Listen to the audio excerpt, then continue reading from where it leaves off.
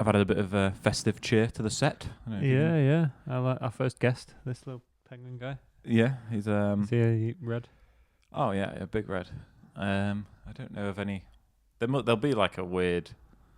It's like a Chilean team or something whose nickname is the Penguins. Maybe. There's there's the Stags, isn't there? There's Hamilton Academical and the Stags. Yeah. I don't know if there's not many. There must be a team whose nickname is Penguins who play in black and white. You know, Yeah. you've got the Magpies. But there'd have to be a place where they have penguins, and there aren't many places that have penguins and people. That's true. A friend of mine is currently on the Falkland Islands, and they have penguins and people. Yeah, they have a football team, but it's just the Navy football team, I think. Right. So they're probably not. Yeah, they don't play in black and white. No, but they're playing Navy blue, I presume. Yeah, I think so. There's also a little camel there as well. Oh yeah. Who's for Christmas? Who would carry the wise men? He would. Yeah, I've spruced the place up. We've got some festive stuff over there behind the camera. Don't tell him that. Behind the camera, it's so Christmassy, you wouldn't believe it. God, it's looked like Lapland. Yeah, it's a little weedy. It's been the source of ridicule, my tree. I like my tree. It's only 3.5 foot, but, you know, I think it does the job. And things come in small packages. It means you get the bow in the shot as well, which is why I did it. I was trying, when we were talking about the penguin, I was trying to think of a pun of a United player and a penguin. Okay. I didn't get one. Or a camel, but all I thought of is Jared Bowen when you said get the bow in, and he didn't even play for United. So no, right, penguin United player pun. I mean, answers on a postcard if you come up with one. I'll cut this down. Penguin, Paul Parker, Pogba, Paul Penguin, Paul Penguin. Take your pick. Yeah, Paul Scholes. not him.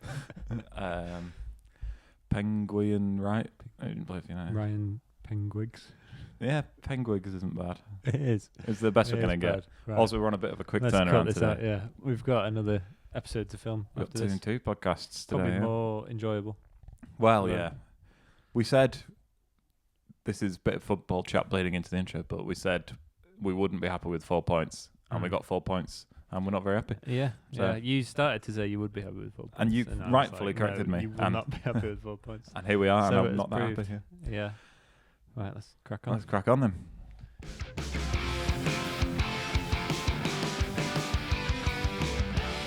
Hello and welcome to Red Army Reaction, a podcast about Manchester/Salford's legendary music institution, Manchester United. Legendary football institution. Yeah. I rehearsed that in my head and got it wrong. Yeah. That's a little nod to what we're recording after this.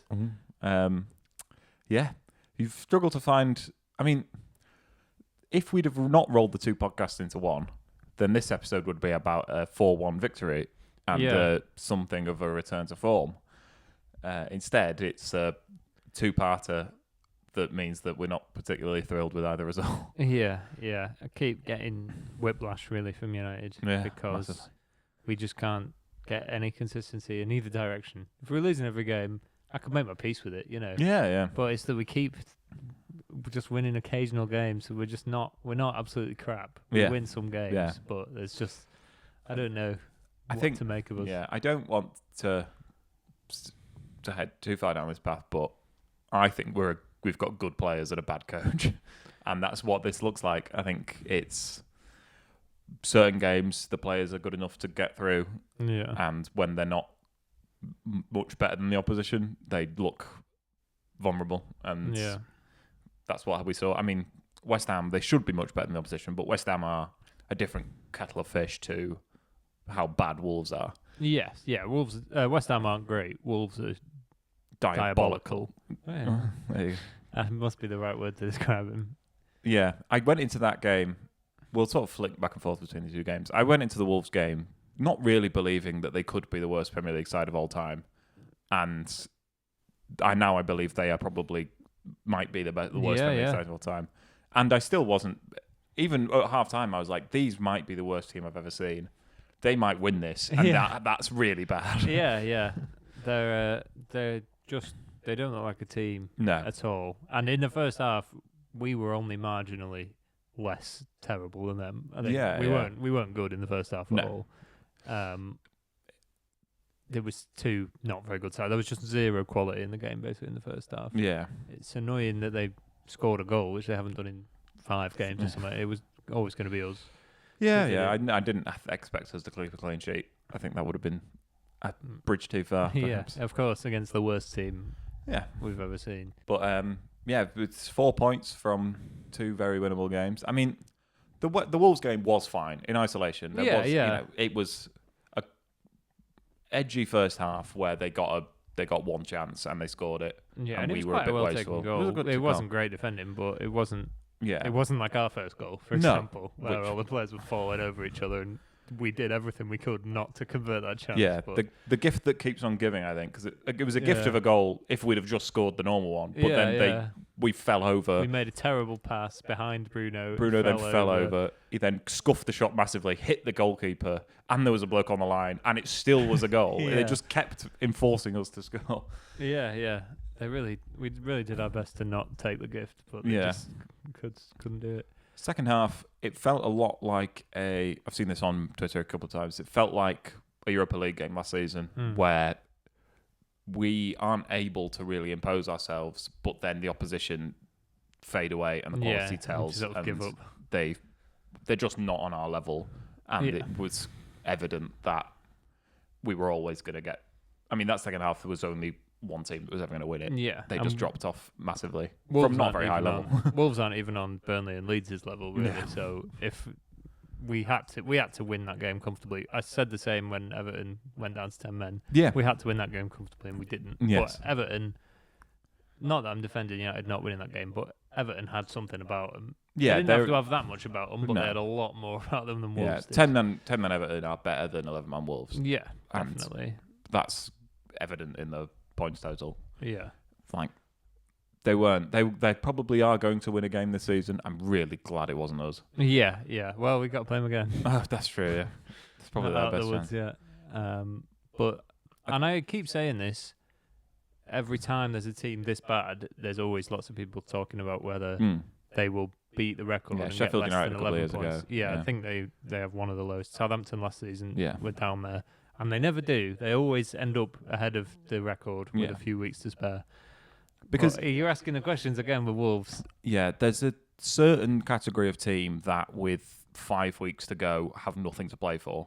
And if you've got everything to play for and they've got nothing to play for, that's a big swing in. And so to keep surely losing... these teams don't have everything to play for a few weeks before the season because they know they're going down. Yeah, or when a team's this bad, there are games that are... Yeah, but even if they know they're going down, they might not. The thing they have to play for is not being the worst side of all time. Yeah, that is true.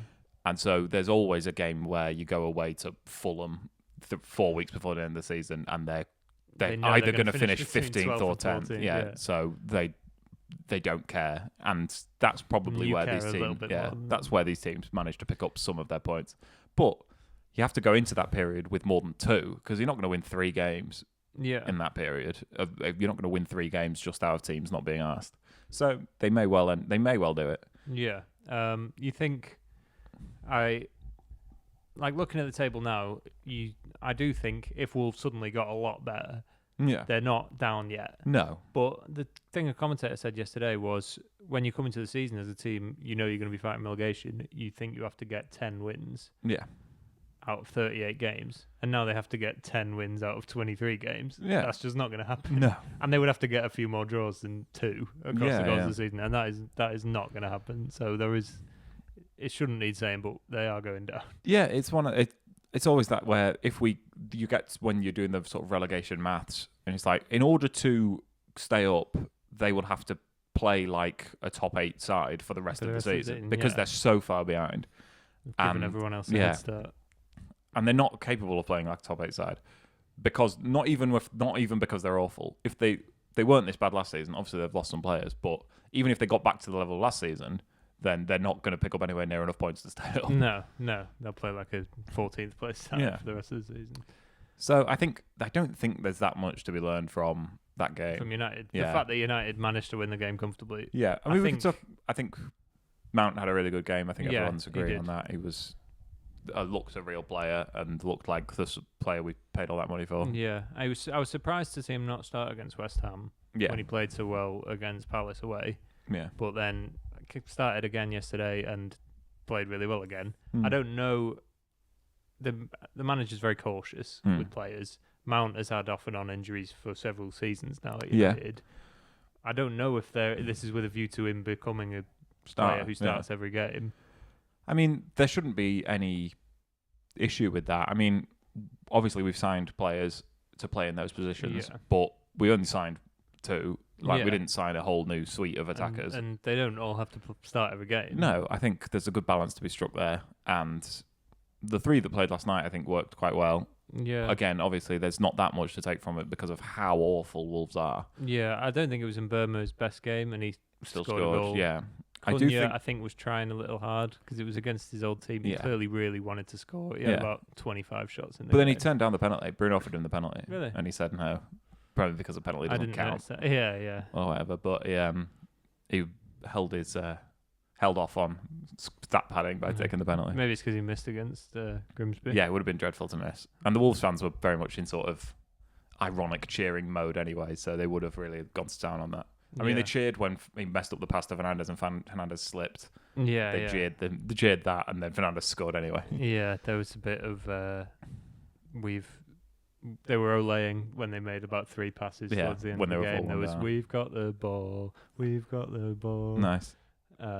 There was a chant I've not heard before, which I thought was very good, was aimed at Jeff Shee, which was "You've sold the team, now sell the club." Yeah, I thought that was quite innovative. That was quite good actually. Yeah, because there's plenty of circumstances that could have had that before. There's not a lot of innovation in the owner out chant world. No. I mean, we've been standing up because we hate the Glazers for the last 15 years. Yeah, you pick one and you stick to it. Whereas Wolves are in the they've still got the energy to protest. Yeah. Whereas I think that's ebbed a little bit from United's fan base. Certainly the match-going fan base. Yeah. There was also a very strange reaction when the referee gave 9 minutes added on. It was like, who was that for? Even if there'd been stoppages that added up to 9 minutes, I would think, what's the point of giving the full 9? Yeah. I don't even know where he got 9 minutes from. Well, there was the VAR for the penalty. Yeah, and there was the VAR, and that was in the first half, the VAR that wasn't given. But there was a couple. There was quite a few subs. Decent amount of subs, but a lot of them happening at the same time. Yeah, so I don't really know what. And the Wolves fans seemed just baffled. Dismayed. Yeah. It wasn't like the kind of raw way, like, 9 minutes, right? We've got a chance here. Because they were not coming back into that game with 100 minutes. It was more of like a, huh?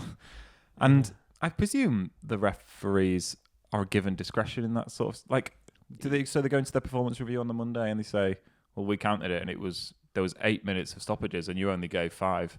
And he goes, well, no one complained that I only gave 5 because everyone wanted the game to end. They must have. They must have. Because there's been plenty of examples of them doing that. They just blow it up because it's 9-0 to United.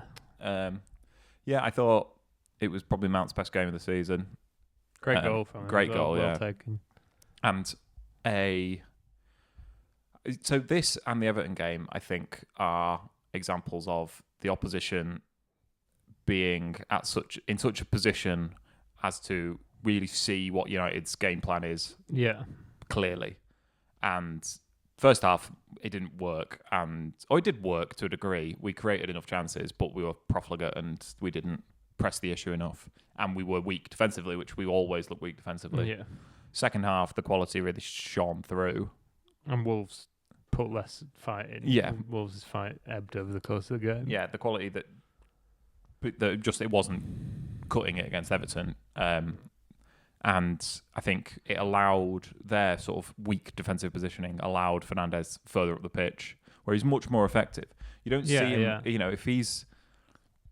That pass he played for the goal is his bread and butter, or it should be his bread and butter. He put like 3 of them in really good balls from the similar position. He's one of, if not the best creative midfielders in the world, and we don't see enough of him when he's so far away from the goal. Yeah. I mean, he's got 6 assists in the league now. Yeah, Given even playing in a position that doesn't get the best out of him in attack. Some of them are obviously from set pieces, but still, if he was playing further forward, he could have double figures for assists. Yeah, it's such an odd season for things like that.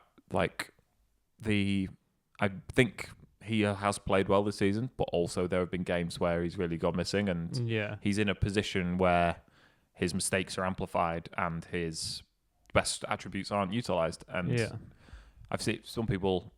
There's a quite very strongly anti-Amorim Twitter account that I follow that has described it as selfish from the coach. Of he's not trying to get the best out of his players. He's just trying to he's not serving the team. He's serving himself by playing these players in these positions, because the best thing for the team probably isn't playing this formation. But the manager thinks that he knows best, and obviously the manager has to know best. But it's a lot easier. How is he served by doing that? How is that better for him? Because anyone could tell you that that's not Bruno's best position, but his idea of how to play the game transcends what Bruno's best position is. That's more important than playing Bruno in his best position. And the simplicity of football is often play your best players in their best position. Yeah. But if you've got an idea that goes against that, you have to be sure of it, and it has to work, really. And so if you're doing something innovative or supposedly innovative that a lot of people think can't quite see the value in, the value has to be evident in the results. And when it's not, it's like, well, you're making this really complicated, and we're not getting anything back for it. Yeah.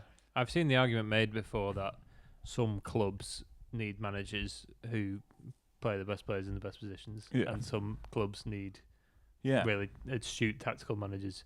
Is this in response to Xabi Alonso?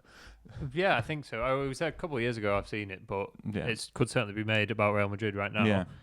Because Carlo Ancelotti is obviously an amazing manager, and I'm not trying to take away from that, but he's perfect for Real Madrid. Yeah. He's got the best out of all of their players. They had an amazing squad, and he got that squad to the best place. Same for Zidane. That's what they do. They're not they have tactical ideas and tactical nous, but they simplify the game a lot. Yeah. And you could certainly make the case that United, when you look at this squad as well, that's the kind of manager we should have. Yeah. Amorim is not that. And that would be an argument for a manager like Solskjaer, who absolutely did that. He played the Man United way, so to speak. Yeah. It's whether you need a manager to... So it's sort of like the case of trying to beat the market in transfers, where some clubs know that in order to compete, they have to beat the market. Yeah. So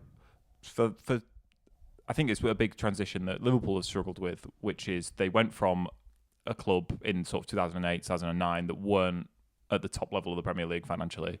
And so they had to get smart and try and beat the market in order to get back to the top. It took them a while. But their methods worked, and they got players for a lot less than they ended up being worth. Yeah, some of their transfer business sort of in the last 10 years has been incredible. Yeah, they sell Coutinho for a massively inflated fee and use the money for Van Dijk and Alisson. They've been the sort of poster child for that. Yeah. Now they're in a position where they don't need to beat the market. They can just play the market. The money. You can just sign players for their value, and that's fine. Yeah. And it's a different skill set, and they haven't done it very well. Yeah. And I think United think that they're in a position where they need to try and outperform their squad, because they aren't capable of building a squad that will be competitive at the top of the league. Yeah. But I don't think that's true. I think if you look at the league this season, I think we have a squad that is capable of the ambitions of this team without needing to transcend its own ability. I think if you just got the best out of the players, you don't need magical ideas or how are these players playing, just get them playing their best football simply, and they will get you up the table. I mean, 6th is not a dreadful return for this squad. No. But if we'd have, and I don't want to... I know, I did this math myself earlier today. If we'd beat Everton and West Ham, 2 eminently winnable home games, we'd be 3 points off the top of the league. The top of the league. Yeah, when we're not very good. Yeah. We aren't very good. We haven't been very good. No, we look massively vulnerable all the time. We don't control games, the tempo of games. Teams are always able to get goals against us. And we'd be 3 points off the top of the league. For 2, it's not even, pick any 2 games you want. It wouldn't be... Yeah. It's not rewriting history. If we had a penalty away at Fulham, drew the game, that would be an extra 2 points. I saw a response of someone saying, well, if Sunderland won all their games, they'd be top of the league as well. It's like, these are very minor changes. Yeah. rolls of the dice going the other way, Yeah, and United and could it's right not. up there. That makes it sound a bit like it's luck that we didn't win those 2 games. No, not. But we will really, and I said this about both those games at the time, we wouldn't have to be much better to be a lot better. No, if that makes sense. Absolutely not. We didn't have to be very good to beat Everton and West Ham. No. We were just not even good enough for that. Yeah, and then you're having a whole different conversation. I think we could talk a bit more about the West Ham game. I think it was not quite in the doldrums of Everton and Grimsby, but you were at the game. What was the mood like when that goal went in at the end? Yeah, I mean, there wasn't much of an atmosphere in the ground, to be honest. It was Thursday night. Yeah. West Ham, I predicted this before the game. They sang 5 songs about United and I'm Forever Blowing Bubbles throughout the course of the game. We played all right for about an hour, I think. But when we finally got the goal, you have to go and take the game to them at that point. Yeah. It's West Ham. They are beatable. Just go and get another goal. It's not the way we set up from when we were 1-0 up. No. And then even, West Ham did very little in the game. They were not a good side, and we basically let them get away with a point by just not turning the screw, not applying not ourselves, going for it, really. It was like we set out to win the game 1-0. Yeah. As if we were staying in the game and then nicking a goal, which is sort of what we did, but then not the ambition of this side. No, that's not what you should be doing at home against a team in the relegation zone. No. And the longer that goes on, West Ham, whoever you're playing can nick a goal from a corner. Yeah. They don't have to be a good team to do that. It was basically the same goal we conceded against Brighton at home from a corner. Only we managed to clear it off the line and then they scored the rebound this time. So we're getting better. Oh, yeah. If we just keep blocking it one more time every time, then they won't score. Yeah. And then we've talked about the manager's subs a lot on this podcast. Yes. We're drawing 1-1, and he brings on Martinez for another centre-back. He brings on a centre-back who's played once in a year. Yeah. And I know he can play some good passes. Yes. But bring on an attacker as well. And then he got really annoyed when we was asked why he didn't bring Molineux on earlier. Yeah. And that's the first real crack we've seen from him, I think, that press conference. He snapped about that question, I think. Because his authority is being challenged, and if you've got... I don't really think he's got a leg to stand on. The results just aren't there to say, why don't you try doing something different? How dare you suggest I try doing something different? Yeah. Because you're the 4th fastest manager to lose 15 games in the Premier League ever. You've got what, I don't know, 28% win percentage or something. Yeah. I know Carl Anker's not Carlo Ancelotti, but if he suggests something, it is very arrogant with his record to be so dismissive of any dissenting opinion. Yeah. It's just like it's like questioning Fergie, but Fergie had won 13 Premier League titles and he's barely won 13 Premier League games. It's not we've seen a sort of humble approach from him until that press conference where, you yourself called this the worst United side of all time. So maybe someone suggesting you could do something other than you've done every single time. You can't be like, well, why? The most outlandish suggestion. Why would I? Yes, I said it's the worst United team of all time, but why would I do something other than what I've already done exactly the same every game? Yeah. I saw a tweet before the Wolves game saying, spoiler alert, here's Amarim's 5 subs for tonight. And it was bringing on Mount for Xerxes, because it was a screenshot of a previous game. Okay. Mount for Xerxes, which didn't happen, but it did do Xerxes for Mount. Yeah. Yoro and Martinez coming on. Dorgu coming on for Dallo. And everyone thought Agate for Casemiro, but he actually did. He did bring on Molineux for it. And Molineux kept the ball quite well and didn't, look like a headless chicken out there. So maybe it wasn't the worst suggestion in the world. I've seen a clip of, and I don't want to endorse this podcast. No hate on the guys, but it doesn't appeal to me. This podcast, The Good, the Bad, and the Football. Oh, with, that's Paul Scholes, Nicky Butt, and Paddy McGuinness inexplicably. Not really. An hour of Nicky Butt and Paul Scholes talking to each other would be a little dry. Yeah, I can see why they've got Paddy. He's maybe too far the other way, but they were talking about Molineux saying if they were advising him, they would tell him to leave. they wouldn't say. Nicky Butt said he's known Kobbie Mainoo since he was 7, and he's advised plenty of players before, you should stay. This is the best club in the world. This is the best club for you to be at. Yeah. But if Kobbie Mainoo asked him, he would say, you should leave. Yeah. You should say, don't kick up a fuss about it. You speak to your agent and they'll get it sorted. And you should force a move because this club is not getting the best out of you. You're an extremely talented young player. Yeah. And you've not started a Premier League game all season. No. And that's just not right.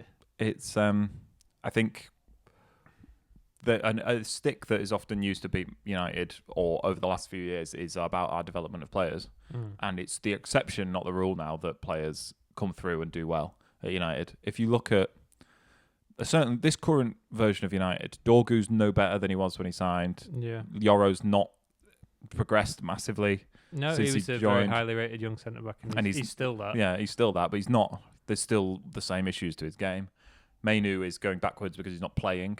He looks competent when he comes on, but he could be the player this team's built around. You're never going to be an amazing player dominating games when you play 10 minutes every other game. Yeah, I think Ahmad is sort of everyone thinks Ahmad can go on to be the best version, a top player. He's progressed to the level he's at now. He's not. I don't think I've defended his positioning quite a bit and how he's plays better out there than he often does playing narrower. And you'd rather have him at wing back than the defender at wing back. But is it the best thing for Dalot? If Ahmad, is he going to become one of the best wingers in the world playing at wing back? I mean, it worked for Kender, but he became a top.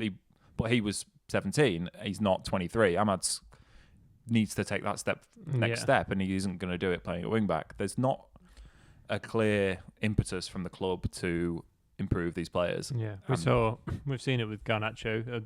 You couldn't ask for a better prospect coming through the academy. Yeah, and he's stalled. Yeah, and you could argue that he has attitude issues, but the club should be a nurturing environment to get the player out of that and sort the attitude and help him grow as a man as well as a player. Yeah, absolutely. That's what this club, not to sound like Ollie, but this club should be able to do that. Yeah, I mean, it's not too dissimilar to a young Cristiano Ronaldo. He was petulant, and he kicked off, and he didn't like being on the bench. And the club at that time was purpose built to get these players through. And the market model that they're going for in transfers only works if you can develop these players.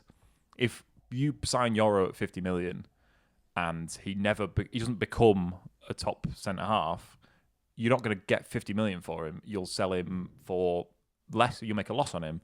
If you sign Dorgu at 20 million or Lamans at 20 million, the risk is mitigated by the lower fee. Yeah. But it's not just that you can't just keep players at the same level, all of them at the same level. Some of them need to get better and stay in the team, or get better and be sold on. The model doesn't work if everyone just stalls as soon as they start playing any minutes.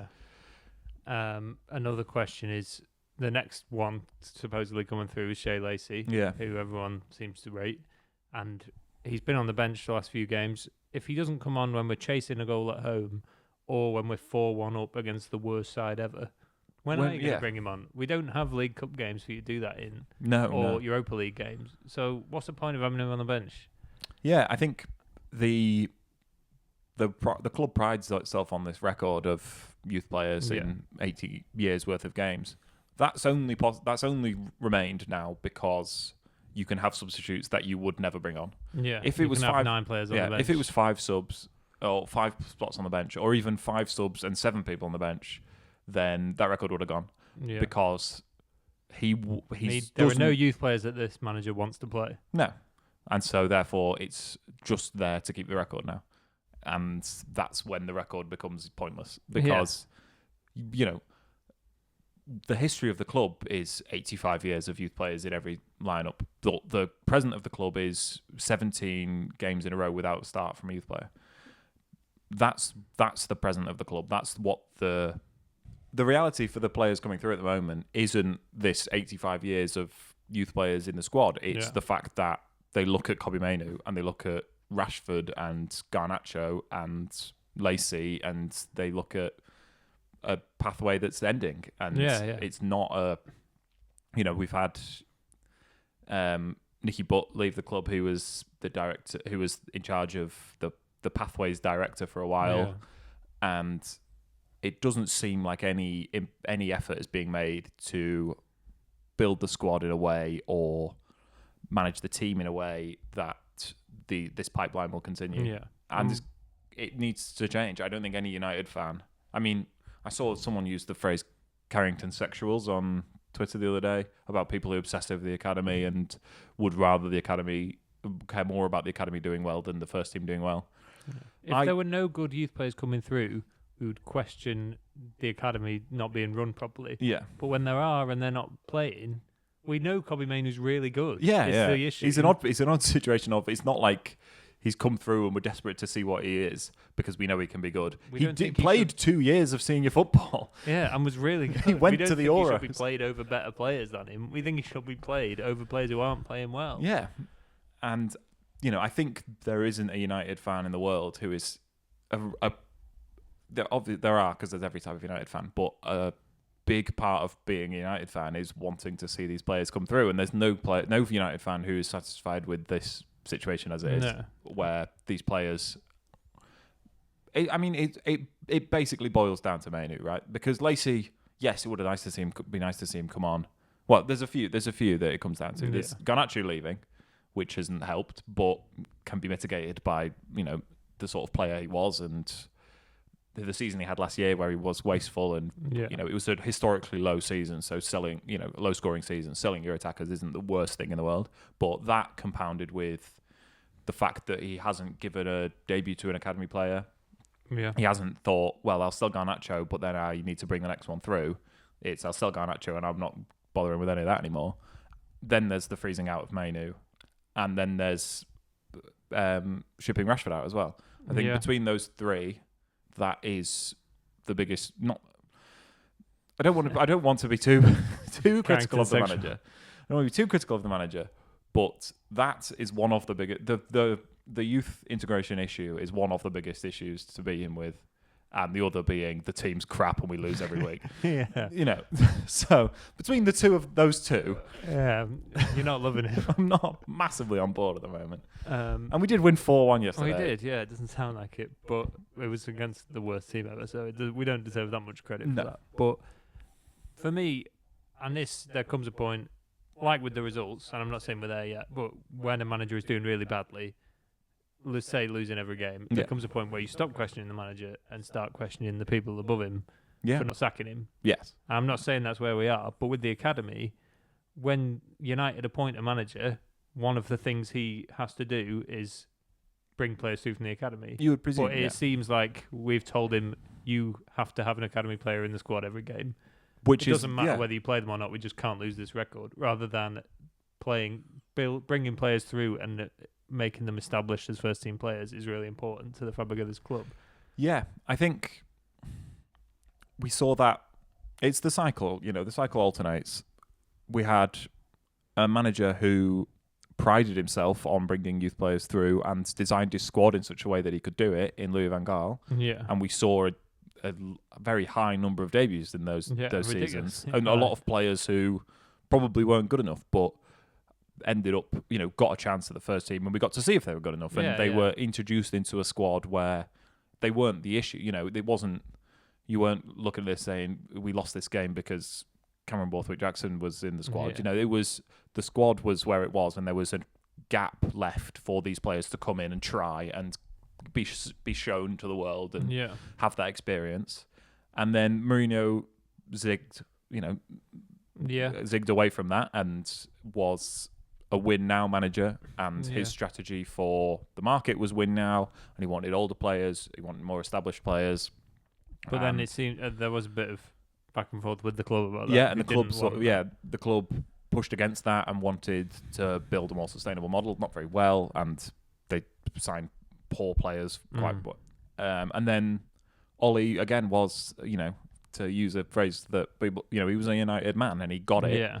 And he, again, we saw, I think the biggest difference between that era and this era, we won't relitigate who he is as a man, but the Paris Saint-Germain game, Mason Greenwood made his debut in that game because we needed a goal.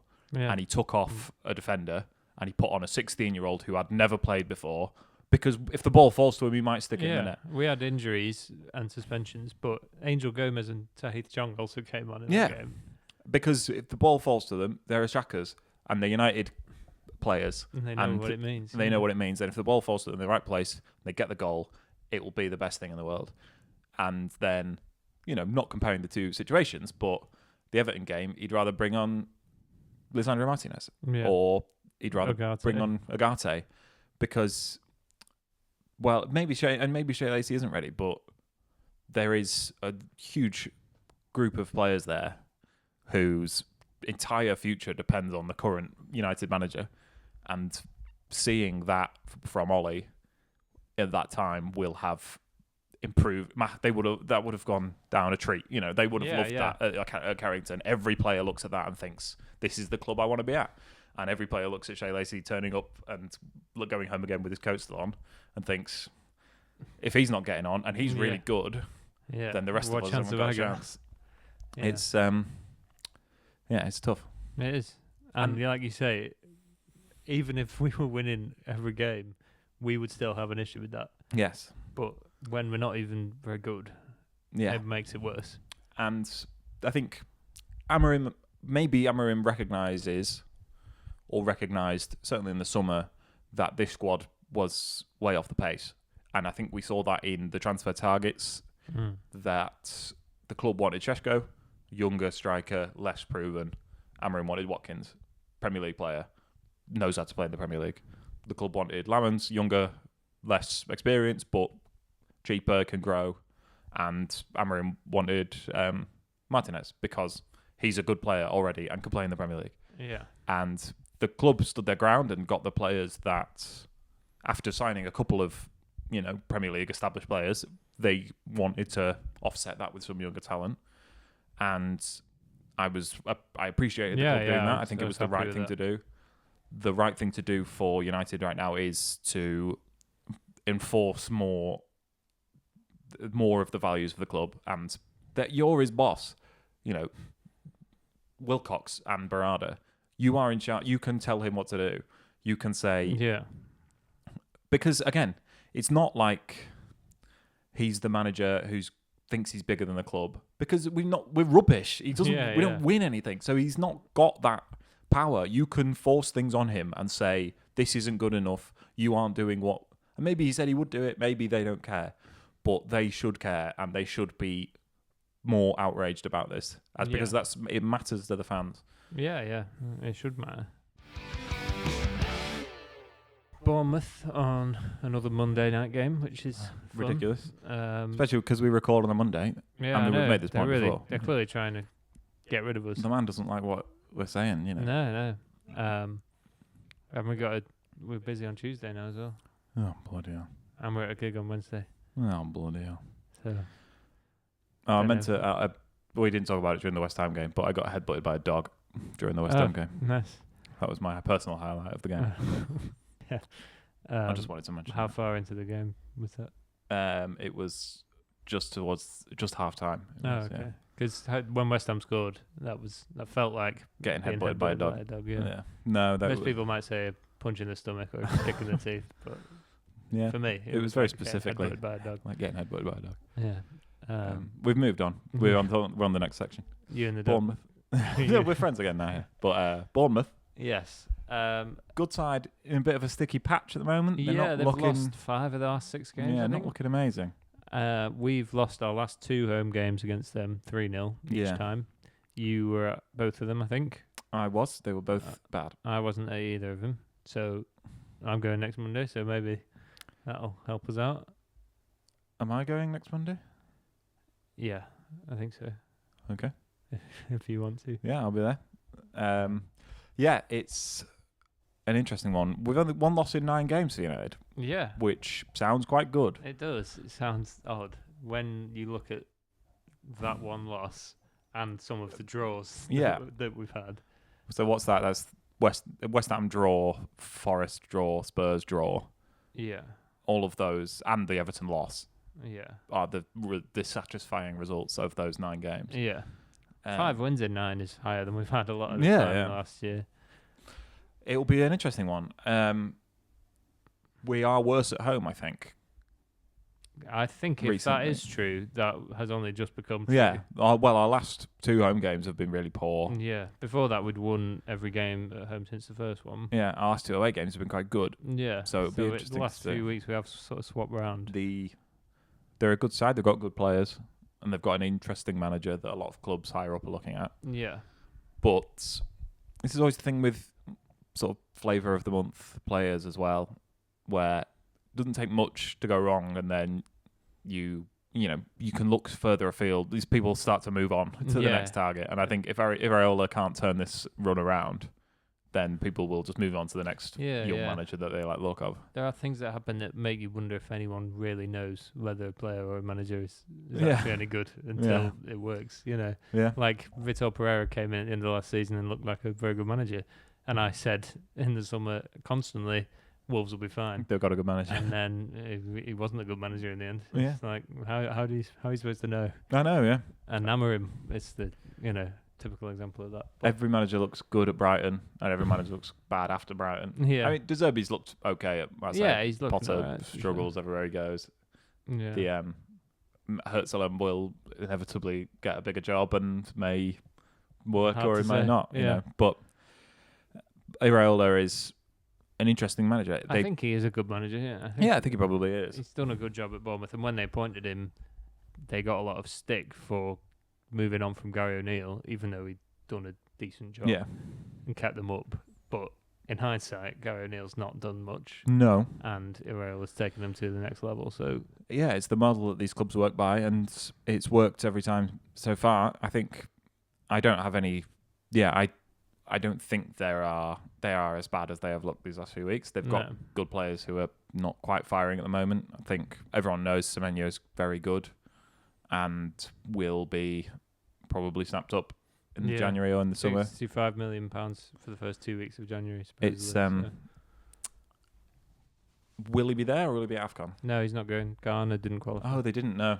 So he'll be there. There's a question mark over whether Ahmad and Burma will be there, because we're negotiating with the FAs. Yeah, they have to release them on the 15th of December, apparently. But can we release them at 10 o'clock? Yeah, we'll see. I think they will play. I think they'll play. And Burma's first game's not till Christmas Eve. Yeah. So but, they go to... How long before the World Cup do they turn up at the World Cup? They're not playing club games 3 days before, right? Yeah, well, it's not in the middle of the club season. I know. But there is every... I'm not saying that... He's not just be sat on his arse for the 9 days between the 15th and the 24th. He has got stuff to do. Yeah. But hopefully they'll be able to play. If they aren't able to play and we have... Mazraoui started the last few games as well. Yeah, so. we're going to look mighty shy on that right-hand side, because that is our starting right-hand side for the last 3 games. 2 games and Yoro, you imagine will step back in. Dallo and Dorgu maybe will play. And then Mount Fournier and Xerxes maybe. Yeah. Doesn't feel we have options. And Burma's definitely been one of our best players this season. Yeah. So it'll be a miss. Hopefully they can get through the Bournemouth game and then go.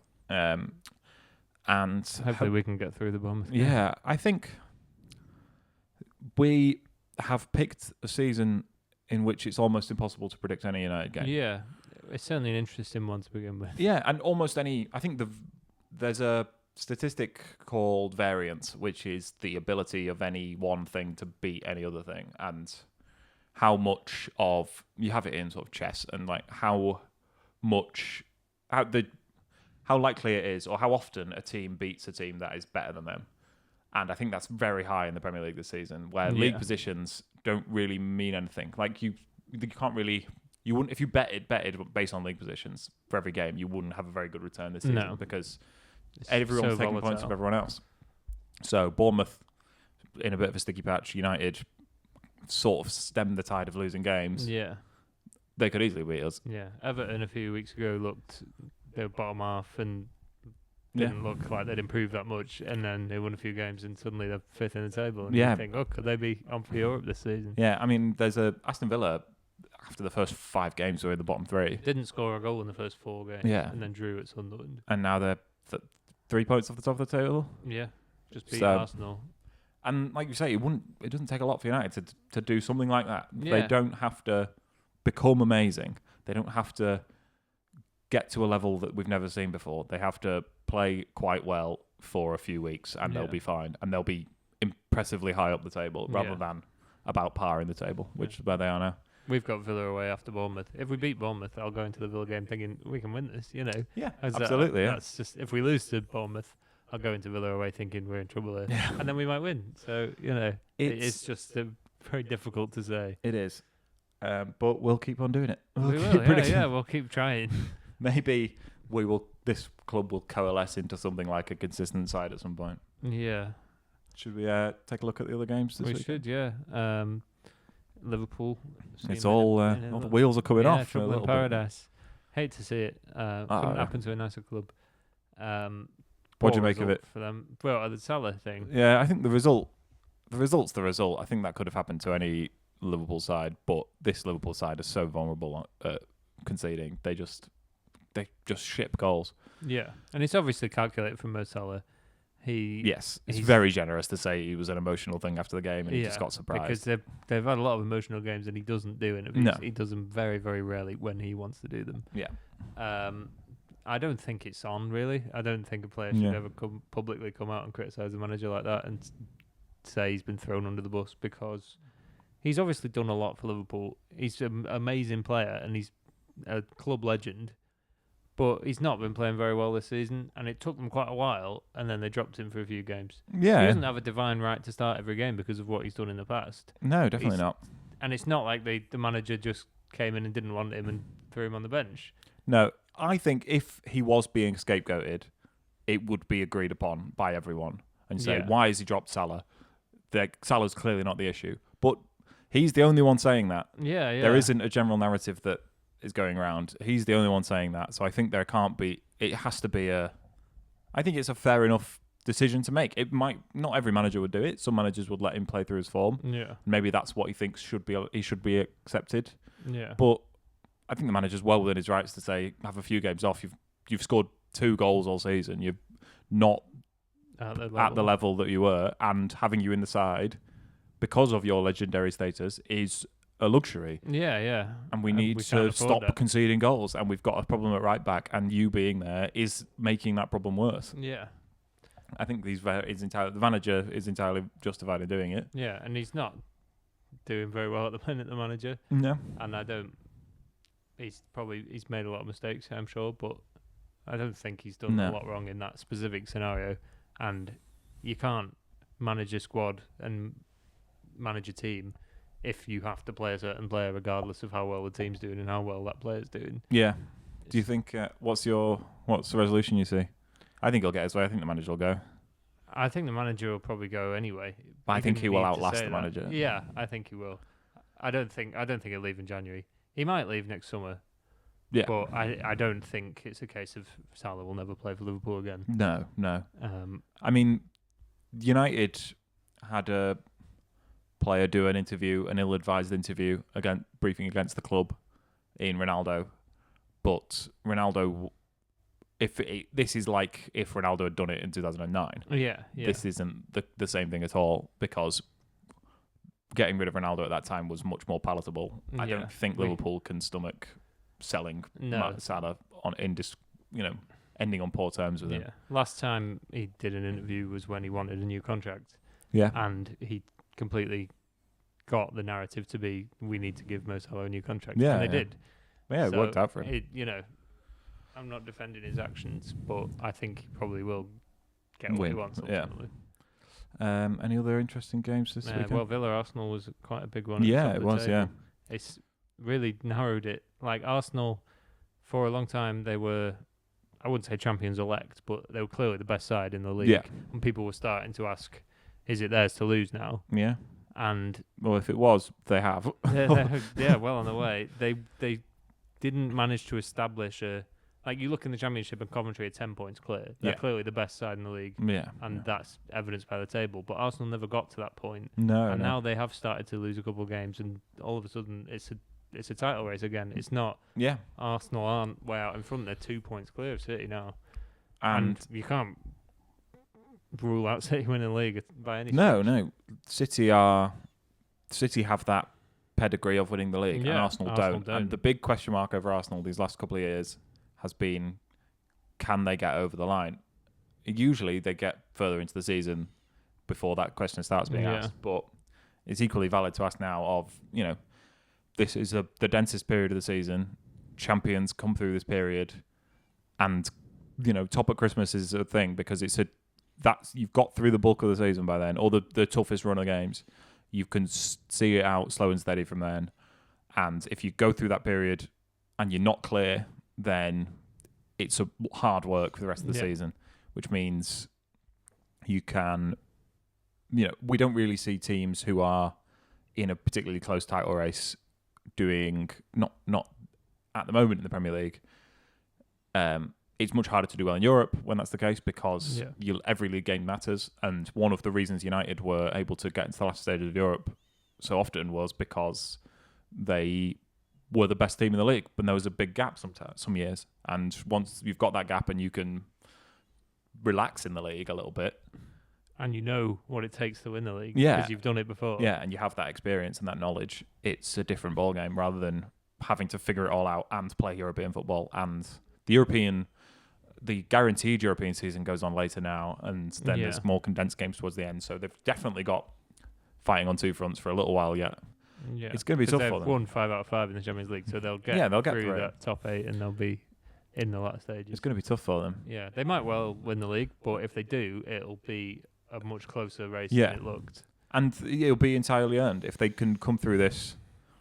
I mean, winning the league is always earned. Winning the league is always the best. The best team always wins the league. Yeah. Because if they'd gone through the first 10 games, if they've got through the first 20 games and been 10 points clear, and then not been as good in the second half of the season, but still won the league, that's entirely valid. Over the course of the season, they've been the best team. If they are in a really close race from now to the end of the season and come out on top, then fair play. That's not a thing. I think the more likely way for them to do it would be to pull out far ahead when it's easier and there's less pressure on, and then drop points towards the end of the season, but not drop enough. I think if it comes to a blow-for-blow race with City will win. Yeah, because they've got to play each other in April at the Etihad. And if they're within 3 points of that, I can't see Arsenal winning that game. It would be huge for them to go and do that. And it would be. That would be. Then say maybe this team is ready to win the title. That is the job interview. That is the prove you can be a champion. Yeah, but if we don't see that, then maybe they can't. Yeah.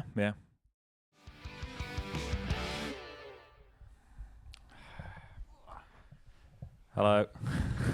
Anything to add before the end of the episode there? I forgot to record the video, so this is the first you're seeing of us. There's the Christmas tree. Surely no one will watch the video version. Well, when they realise there's no... Some people do listen to podcasts without video on YouTube. So. Yeah, if you put it on YouTube and it's just the static image, you're not going to be like, well, I'll turn that off and put it on my phone, are you? I might do that. Well, fair enough.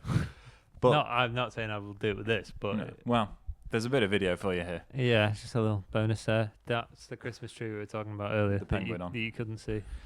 You were probably imagining it. There you go. Yeah, we should wrap this up. Yes. We've got another recording this evening. We have. Keep your eyes peeled Very for that. Exciting Christmas special crossover with another podcast. You'll never guess which one. You probably all know the person who presents it. Or are the person who presents it. Yeah, one of you probably is. Keep your eyes peeled. Keep on your feed. Peeled. And thanks for listening. Another episode next week, although I'm not sure when we're going to record it. So. Who's that knocking at the door? Speak of the Red Devils. Oh, hey, right. Right, thanks for listening, and we'll see you out there.